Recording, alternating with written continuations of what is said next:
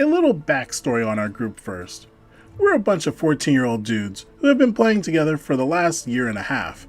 I DM'd our first campaign for the first year and everyone had heaps of fun. The other half of a year was people taking turns at being DM before realizing how hard it is. It went back to me being DM up until the incident. Basically, some people in the group broke a glass shelf and we were kicked out of the comic store that we had been playing in all this time.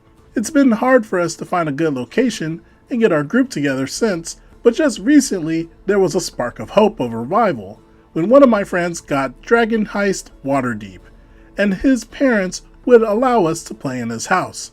I was a Dwarven guard, who was secretly a wild magic sorcerer.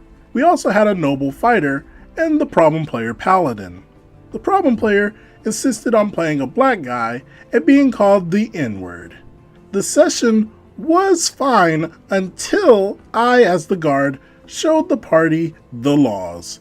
The problem player then thought and said, "Well, I'm just going to take off all my clothes, and then I'm going to find a 10-year-old girl to stick my since that's technically legal." The DM was about to say no, but the problem player promised he'd behave for the rest of the entire campaign if he was allowed to do this one thing.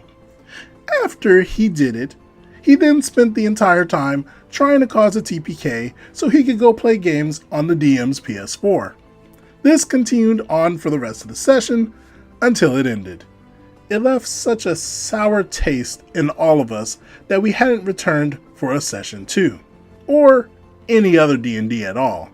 That selfish jerk just snuffed our one and only spark of hope for reviving our group because he wanted to pretend and play out some sick fantasy. It's so sad how one person can ruin things for everyone, especially for purely selfish reasons. I mean, if you didn't want to play the game and just wanted to play the PS4, then just leave.